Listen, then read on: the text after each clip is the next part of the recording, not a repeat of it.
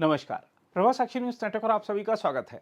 बांग्लादेश में हिंदुओं के साथ हिंसा और अत्याचार की बातें वहां के सरकारी अधिकारी और नेतागण स्वीकार तो कर रहे हैं, लेकिन अब तक उन्होंने किसी को भी गिरफ्तार नहीं किया है। कई हिंदू परिवारों ने बताया है कि जब दंगाई उनके घर में दंगा मचा रहे थे, उनकी बहन बेटियों पर अत्याचार कर रहे थे, तब सेना और पुलिस को कॉल किए गए, लेकिन कोई भी मदद के लिए आगे नहीं आया। भारत में भी कांग्रेस पार्टी के कुछ नेता सरेआम बयान दे रहे हैं कि यहां भी बांग्लादेश जैसी स्थिति पैदा हो सकती है। लेकिन एक बात सबको स्पष्ट रहनी चाहिए कि भारत जब तक हिंदू बहुल रहेगा, तब तक यहां बांग्लादेश जैसी अशांति और जन विद्रोह की स्थिति पैदा नहीं होगी। वैसे बांग्लादेश की स्थिति पर एक सवाल यह उठता है कि तमाम वो लोग जो गाजा में हो रहे हमलों को देखते हुए दिन रात मीडिया से लेकर सोशल मीडिया तक हंगामा मचाए हुए थे, उन्हें अचानक सांप क्यों सूंघ गया है?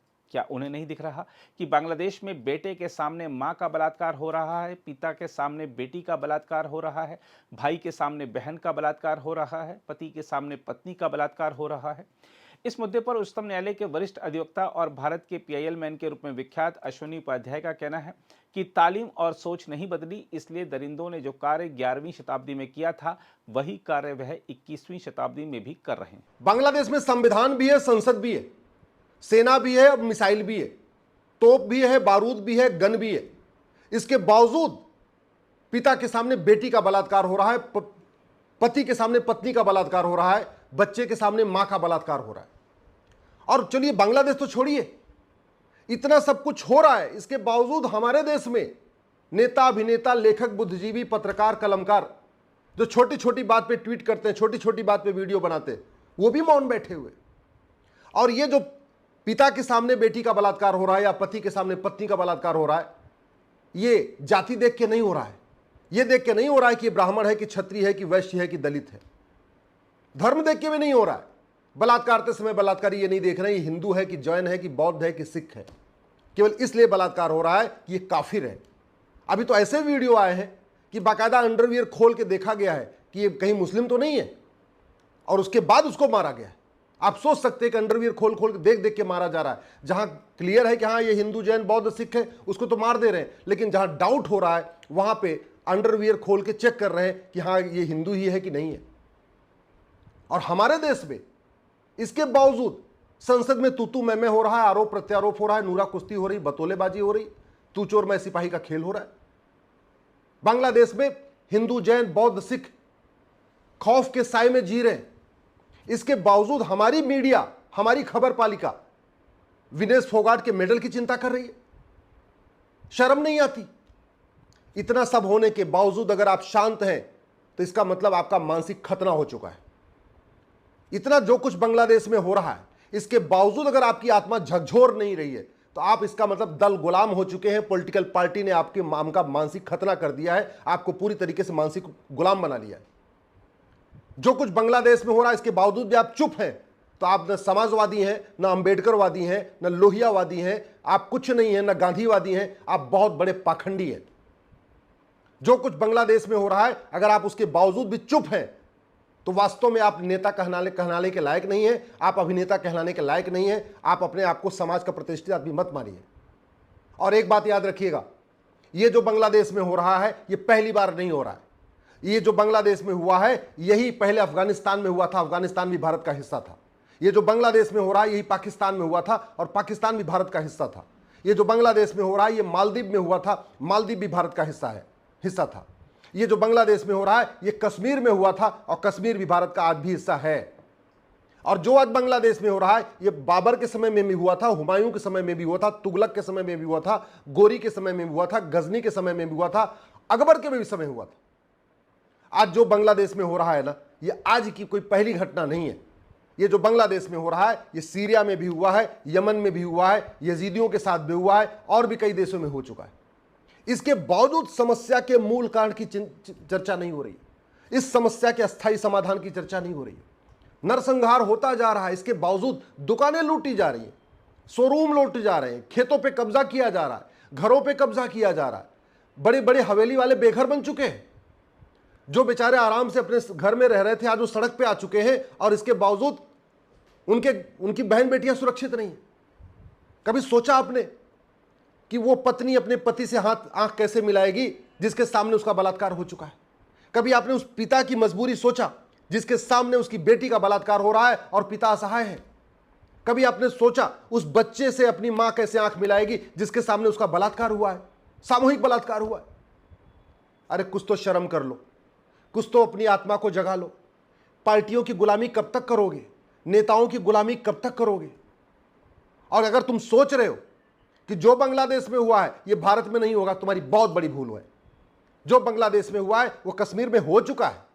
जो बांग्लादेश में हुआ है वो भारत में भी होगा, अगर अभी भी तुम दल गुलामी नहीं करोगे, दल गुलामी नहीं छोड़ोगे।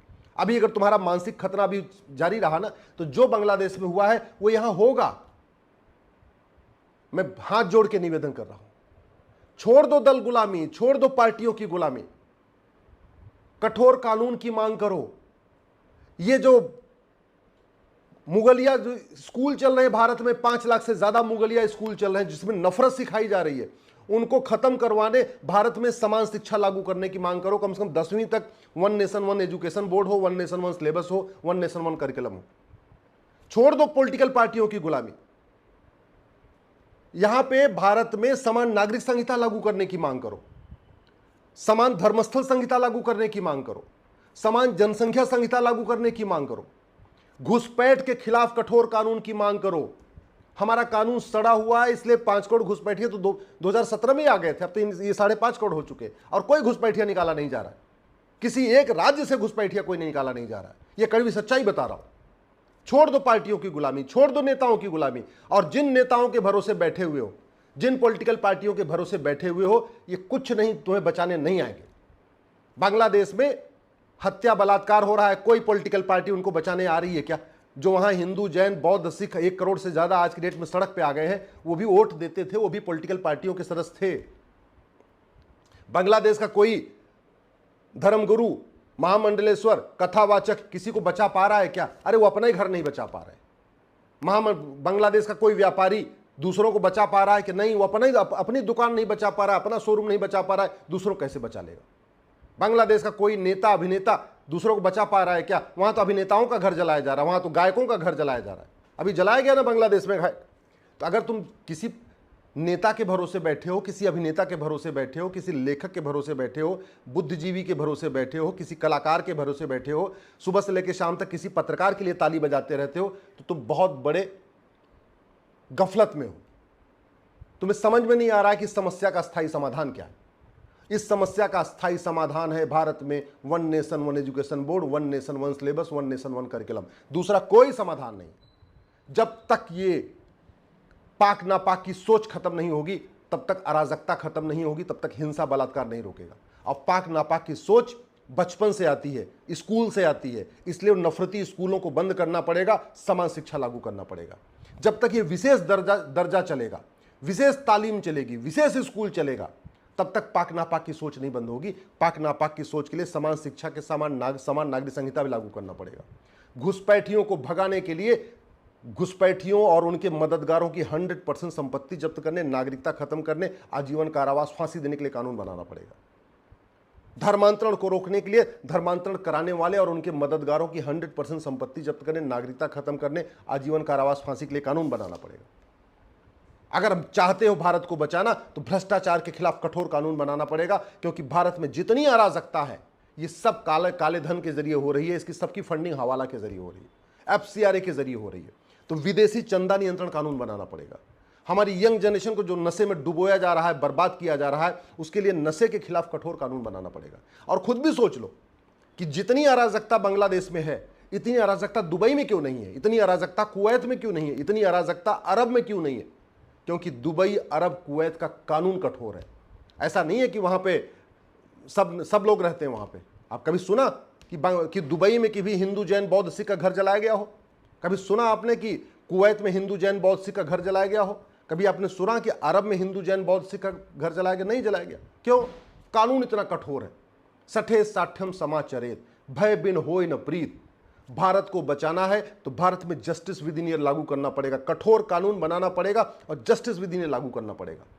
भारत में अगर बचाना है तो ये जो जाति का जहर घोलने वाले नेता हैं, भाषा का जहर घोलने वाले नेता हैं, क्षेत्र का जहर घोलने वाले नेता हैं, इनको तिहाड़ में डालना पड़ेगा, जेल में डालना पड़ेगा। और वो जेल में तभी जा पाएंगे जब कठोर कानून होगा।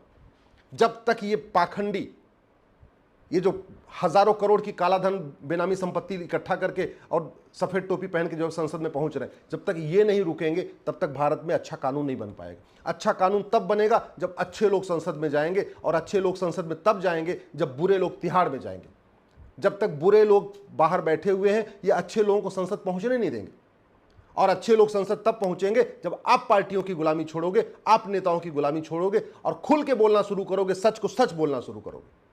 मुझे समझ में नहीं आता, जिनको चुनाव लड़ना है अगर वो मीठा झूठ बोलते हैं, समझ में आती बात। अरे आप क्यों सच, क्यों आपको क्या, आपको चुनाव लड़ना है क्या? आपको पार्षद बनना है कि प्रधान बनना है कि सांसद बनना है कि विधायक बनना है? अगर बनना है तो ठीक है, फिर भी मीठा झूठ बोलते रहो। नहीं बनना है तब तो सच बोल दो, तब तो सही बात बोलो, तब तो कम से कम अपने फेसबुक पे सच्चाई लिखो, अपने ट्विटर पे सच्चाई लिखो, अपने इंस्टाग्राम पे सच्चाई लिखो। फिर क्या दिक्कत है?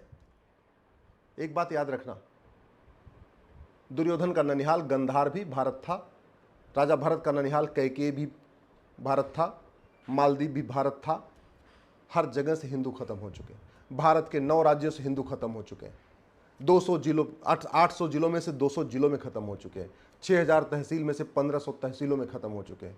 अभी भी अगर मानसिक खतना जारी रहा, अभी भी दल गुलामी नहीं छोड़ी, अभी भी पार्टियों की गुलामी नहीं छोड़ी, अभी पाखंडियों को एक्सपोज नहीं किया और अभी भी कठोर कानून की मांग नहीं किया, तो जैसे आज बांग्लादेश में पिता के सामने बेटी का बलात्कार हो रहा है, पति के सामने पत्नी का बलात्कार हो रहा है, भाई के सामने बहन का बलात्कार हो रहा है, बच्चे के सामने माँ का बलात्कार हो रहा है, ऐसे ही पहले कश्मीर में भी हुआ था और ऐसे ही बाकी भारत में भी होगा। साजिश बहुत तगड़ी है और उस साजिश का एक ही तरीका है, अधर्म का नाश करने के लिए कठोर कानून बनाया जाए। अगर आप भी लेना चाहते हैं देश दुनिया की तमाम जानकारी, तो आज ही सब्सक्राइब करें हमारे चैनल को। साथ ही नीचे दिए बेल आइकन को जरूर दबाएं ताकि हर अपडेट आप तक पहुंच सके।